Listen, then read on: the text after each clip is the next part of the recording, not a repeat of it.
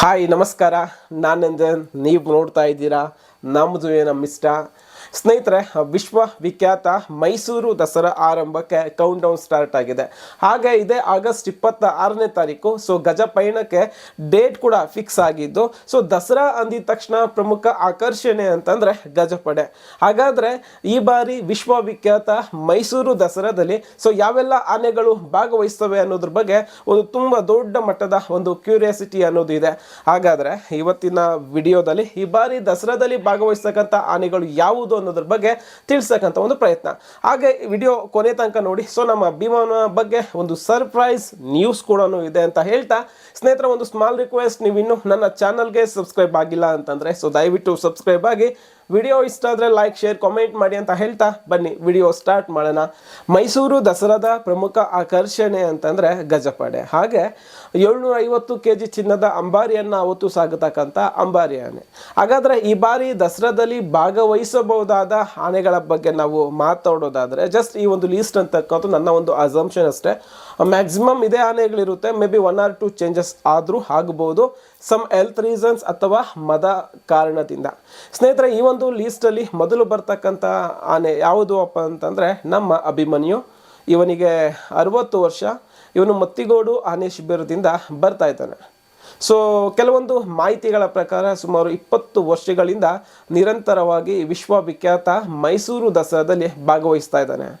ಆರಂಭದಲ್ಲಿ ಸಾಲಾನೆಯಾಗಿ, ತದನಂತರ ವಾದ್ಯಗೋಷ್ಠಿ ವಾಹನವನ್ನು ಎಳಿತಕ್ಕಂಥ ಆನೆಯಾಗಿ, ತದನಂತರ ಚಿನ್ನದ ಅಂಬಾರಿಯನ್ನು ಹೊತ್ತು ಸಾಗತಕ್ಕಂಥ ಅಂಬಾರಿ ಆನೆಯಾಗೂ ಕೂಡ ನಮ್ಮ ಅಭಿಮನ್ಯು ತನ್ನ ಜವಾಬ್ದಾರಿಯನ್ನು ಯಶಸ್ವಿಯಾಗಿ ನಿರ್ವಹಿಸಿದ್ದಾನೆ. ಸ್ನೇಹಿತರೆ, ಇದಾದ ಮೇಲೆ ಸೆಕೆಂಡ್ ಪ್ಲೇಸಲ್ಲಿ ಬರ್ತಕ್ಕಂಥವ್ರು ಯಾರು ಅಂತಂದರೆ ನಮ್ಮ ಪ್ರಶಾಂತ. ಸೂರ್ಯಚಂದ್ರ ಆಕಾಶದಲ್ಲಿ ಇರಬೇಕಾದ್ರೆ ಧ್ರುವ ನಕ್ಷತ್ರ ಅನ್ನೋದು ಯಾವ ಥರ ಕಾಣುವುದಿಲ್ವೋ ಅದೇ ಥರ ನಮ್ಮ ಪ್ರಶಾಂತ. ಒಂದು ಕಡೆ ಅಭಿಮನ್ಯು, ಮತ್ತೊಂದು ಕಡೆ ಅರ್ಜುನ. ಇವರಿಬ್ಬರ ಮಧ್ಯದಲ್ಲಿ ಸ್ವಲ್ಪ ಕಾಂತಿಯನ್ನು ಕಳೆದುಕೊಂಡಿದ್ದು ನಮ್ಮ ಪ್ರಶಾಂತ. ಅಭಿಮನ್ಯು ಮತ್ತು ಅರ್ಜುನ ದಸರಾದಲ್ಲಿ ಎಷ್ಟು ವರ್ಷಗಳ ಕಾಲ ಸೇವೆಯನ್ನು ಸಲ್ಲಿಸಿದ್ದಾರೋ ಅಷ್ಟೇ ಸೇವೆಯನ್ನು ನಮ್ಮ ಪ್ರಶಾಂತ ಕೂಡ ಸಲ್ಲಿಸಿದ್ದಾನೆ. ಆ್ಯಂಡ್ ನಮ್ಮ ಪ್ರಶಾಂತನಿಗೂ ಮುಂಬರ್ತಕ್ಕಂಥ ದಿನದಲ್ಲಿ ಅಂಬಾರಿ ಹಾನಿಯಾಗತಕ್ಕಂಥ ಒಂದು ಸಾಧ್ಯತೆ ಅನ್ನೋದು ತುಂಬ ಹೆಚ್ಚಿದೆ.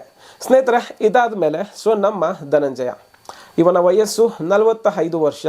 ದುಬಾರೆ ಆನೆ ಶಿಬಿರದಿಂದ ಮೇ ಬಿ 8ನೇ ಬಾರಿ ದಸರಾದಲ್ಲಿ ಭಾಗವಹಿಸಲು ಇವನು ಬರ್ತಾ ಇದ್ದಾನೆ. ಆ್ಯಂಡ್ ತುಂಬ ಜನ ಇವನನ್ನು ಯಾವ ಥರ ಪೋರ್ಟ್ರೇಟ್ ಮಾಡಿದ್ದಾರೆ ಅಂತಂದರೆ ಭವಿಷ್ಯದ ಅಂಬಾರಿ ಆನೆ ಅಂತಲೇ ಇವನನ್ನು ಪೋರ್ಟ್ರೇಟ್ ಮಾಡಿದ್ದಾರೆ. ಮೇ ಬಿ ಒಂದು 10 ಅಡಿ ಹೈಟ್ ಇದ್ದಾನೆ, ತೂಕ ಒಂದು 5,500 kg ಇದ್ದಾನೆ, ಅದ್ಭುತವಾಗಿರ್ತಕ್ಕಂಥ ಮುಖದ ಲಕ್ಷಣ, ಹಾಗೆ ಅದ್ಭುತವಾಗಿರ್ತಕ್ಕಂಥ ದಂತಗಳು.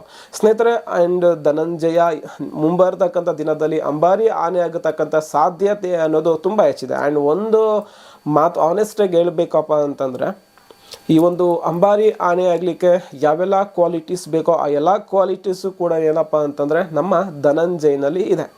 ಸ್ನೇಹಿತರೆ, ಇದಾದ ನಂತರ ಮತ್ತೊಬ್ಬನ ಆಗಮನಕ್ಕೆ ವೇದಿಕೆ ಅನ್ನೋದು ಸಂಪೂರ್ಣವಾಗಿ ಸಜ್ಜಾಗಿದೆ. ಅವನು ಯಾರು ಅಂತಂದರೆ ಮಹೇಂದ್ರ ಬಾಹುಬಲಿ.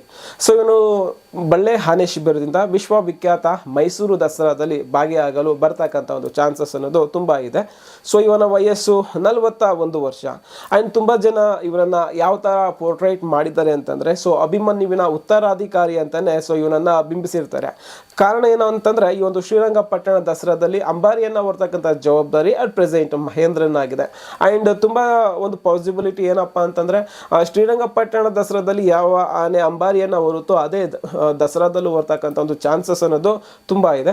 ಈ ಒಂದು ರೀಸನಿಂದ ಏನಪ್ಪ ಅಂತಂದರೆ ಮಹೇಂದ್ರನಿಗೆ ಅಂಬಾರಿ ಆನೆ ಆಗತಕ್ಕಂಥ ಅವಕಾಶ ಒಲಿದು ಬರ್ಬೋದು ಅಂತಕ್ಕಂಥದ್ದು ನನಗೆ ಅನಿಸ್ತಾ ಇರ್ತಕ್ಕಂಥ ಒಂದು ಮಾಹಿತಿ. ಇದಾದ ನಂತರ ಏಕಲವ್ಯ. ಇವರನ್ನು ಜೂನಿಯರ್ ಮೂಡಿಗೆರೆ ಬೈರ ಅಂತಲೇ ಕರಿತಾ ಇದ್ರು. ಆ್ಯಂಡ್ ಇವನ ವಯಸ್ಸು ಅರೌಂಡ್ 40 ವರ್ಷ. ವಿಶ್ವವಿಖ್ಯಾತ ಮೈಸೂರು ದಸರಾದಲ್ಲಿ ಭಾಗವಹಿಸೋದಕ್ಕೆ 3ನೇ ಬಾರಿ ಬರ್ತಕ್ಕಂಥ ಒಂದು ಸಾಧ್ಯತೆ ಅನ್ನೋದು ತುಂಬ ಹೆಚ್ಚಾಗಿದೆ. ತುಂಬ ಅದ್ಭುತವಾಗಿರ್ತಕ್ಕಂಥ ಹಾಗೆ ಅಷ್ಟೇ ಸುಂದರವಾಗಿರ್ತಕ್ಕಂಥ ಆನೆ. ಈ ಕ್ಯಾಪ್ಚರ್ ಮಾಡಿದ್ದ 1.5 ವರ್ಷದಲ್ಲೇ ವಿಶ್ವವಿಖ್ಯಾತ ಮೈಸೂರು ದಸರಾದಲ್ಲಿ ಭಾಗವಹಿಸಿದ ಕೀರ್ತಿ ಇವನಿಗೆ ಸಲ್ತದೆ. ಮೇ ಬಿ ಯಾವುದೇ ಕಾರ್ಯಾಚರಣೆಯಲ್ಲಿ ಭಾಗವಹಿಸಿ ಡೈರೆಕ್ಟಾಗಿ ಬಂದಿರತಕ್ಕಂಥವನು ನಮ್ಮ ಏಕಲವ್ಯ. ತುಂಬ ಚೆನ್ನಾಗಿರ್ತಕ್ಕಂಥ ಆನೆ. ಆ್ಯಂಡ್ ತುಂಬ ಎತ್ತರ ಆಯ್ತಾನೆ, ತುಂಬ ಬಲಿಷ್ಠವಾಗಿರ್ತಕ್ಕಂಥದ್ದು. ಆ್ಯಂಡ್ ಇವನು ವಾಕ್ ಮಾಡ್ತಕ್ಕಂಥ ಸ್ಟೈಲ್ ಅನ್ನೋದು ಕಂಪ್ಲೀಟಾಗಿ ಡಿಫ್ರೆಂಟ್ ಇದೆ. ಆ್ಯಂಡ್ ತುಂಬ ಇವನಿಗೆ ಆಗಿರ್ತಕ್ಕಂಥ ಒಂದು ಸೆಪ್ರೇಟ್ ಆಗಿರ್ತಕ್ಕಂಥ ಒಂದು ಪ್ಯಾನ್ ಬೇಸ್ ಅನ್ನೋದು ಕೂಡ ಕ್ರಿಯೇಟ್ ಆಗಿದೆ. ಸ್ನೇಹಿತರೆ ಇದಾದ ನಂತರ ಮತ್ತೊಬ್ಬನ ಆಗಮನಕ್ಕೆ ವೇದಿಕೆ ಅನ್ನೋದು ಸಂಪೂರ್ಣವಾಗಿ ಸಜ್ಜಾಗಿದೆ. ಅವನ ಹೆಸರು ಗೋಪಿ. ಸೊ ದುಬಾರೆ ಅನಿಶ್ಚಿತದಿಂದ ಸೊ ದಸರಾದಲ್ಲಿ ಭಾಗಿಯಾಗೋದಕ್ಕೆ ಬರ್ತಾ ಇದ್ದಾನೆ. ಆ್ಯಂಡ್ ನನಗೆ ತಿಳಿದಿರೋ ಪ್ರಕಾರ ಪ್ರಶಾಂತ ಮತ್ತು ಅಭಿಮನ್ಯುವಿನ ನಂತರ ಅತಿ ಹೆಚ್ಚಿನ ದಸರಾ ಅನುಭವ ಇರತಕ್ಕಂಥದ್ದು ನಮ್ಮ ಗೋಪಿಗೆ ಮಾತ್ರ. ಇವನು ಆರಂಭದಲ್ಲಿ ಸಾಲಾನೆಯಾಗಿ ತದನಂತರ ನೌಪತ್ ಆನೆಯಾಗಿ ತನ್ನ ಜವಾಬ್ದಾರಿಯನ್ನು ಯಶಸ್ವಿಯಾಗಿ ನಿರ್ವಹಿಸಿರ್ತಾನೆ. ಇದಾದ ನಂತರ ಮತ್ತೊಬ್ಬನ ಆಗಮನಕ್ಕೆ ಸೊ ವೇದಿಕೆ ಅನ್ನೋದು ಸಂಪೂರ್ಣವಾಗಿ ಸಜ್ಜಾಗಿದೆ. ಅವನ ಹೆಸರು ಸುಗ್ರೀವ. ಇವನ ವಯಸ್ಸು ಅರೌಂಡ್ ಒಂದು 42ರಿಂದ 43 ವರ್ಷ ವಯಸ್ಸಾಗಿದೆ. ಸೊ ದುಬಾರೆ ಆನೆ ಶಿಬಿರದಿಂದ ಇವನು ಬರ್ತಾ ಇದ್ದಾನೆ. ಆ್ಯಂಡ್ ಇವನ ಬಗ್ಗೆ ಹೇಳಬೇಕು ಅಂತಂದರೆ ಅಜಾನುಬಾಹು, ಅದ್ಭುತವಾಗಿರ್ತಕ್ಕಂಥ ದೇಹದ ರಚನೆ, ಗಜಗಾಂಭೀರ್ಯದ ನಡಿಗೆ ನಮ್ಮ ಸುಗ್ರೀವ.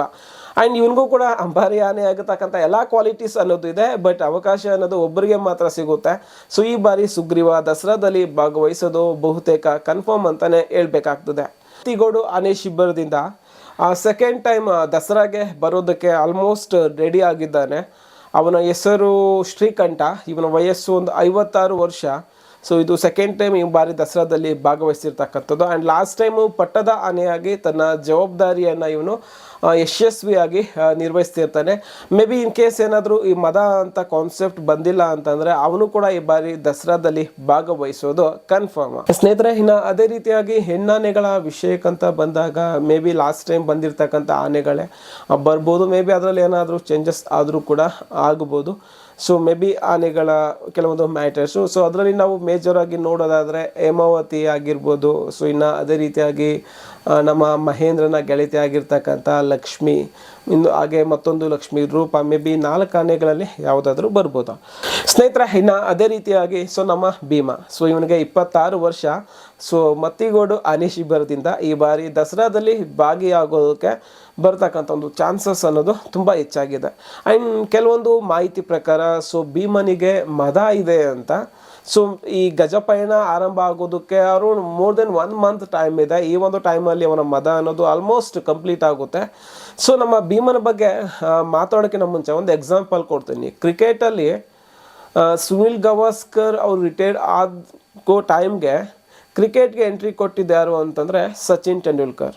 ಆ್ಯಂಡ್ ಸಚಿನ್ ತೆಂಡೂಲ್ಕರ್ ಅವ್ರಿಗೆ ಒಂದು ಪ್ರಾಪರ್ ಆಗಿರ್ತಕ್ಕಂಥ ರಿಪ್ಲೇಸ್ಮೆಂಟ್ ಸಿಕ್ಕಿದ್ದು ವಿರಾಟ್ ಕೊಹ್ಲಿಯಿಂದ. ಹಾಗೆ ವಿರಾಟ್ ಕೊಹ್ಲಿ ಅವ್ರಿಗೆ ರಿಪ್ಲೇಸ್ಮೆಂಟ್ ಸಿಗುತ್ತೋ ಬಿಡುತ್ತೋ ನನಗೆ ಕನ್ಫರ್ಮ್ ಇಲ್ಲ. ಅದೇ ಥರ ಸೊ ಈಗ ನಮ್ಮ ಅರ್ಜುನನಿಗೆ ಹೆವಿ ಪ್ಯಾನ್ ಬೇಸ್ ಇತ್ತು.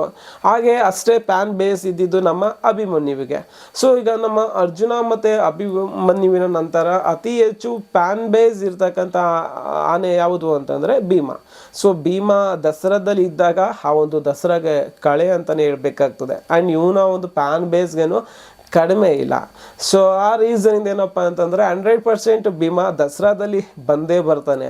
ಆ್ಯಂಡ್ ಆ್ಯಕ್ಚುಲಿ ಇವನನ್ನು ಈಗಲೇ ತುಂಬ ಜನ ಭವಿಷ್ಯದ ಅಂಬಾರಿಯ ಆನೆ ಅಂತಲೇ ಕರಿತಾ ಇದ್ದಾರೆ. ಆ್ಯಂಡ್ ಅವರ ಆಸೆ ನಮ್ಮ ಆಸೆ ಕೂಡ ಒಂದೇ.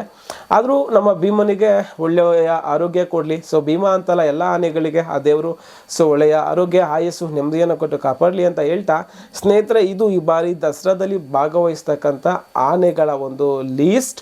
ಮೇ ಬಿ ಇದರಲ್ಲಿ ಯಾವುದಾದ್ರೂ 1 or 2 ಆನೆಗಳು ಮಿಸ್ ಆಗ್ಬೋದು ಅಂತ ಹೇಳ್ತಾ ಈ ವಿಡಿಯೋನ ಇಲ್ಲಿಗೆ ಮುಗಿಸ್ತಾ ಇದ್ದೀನಿ. Thank you.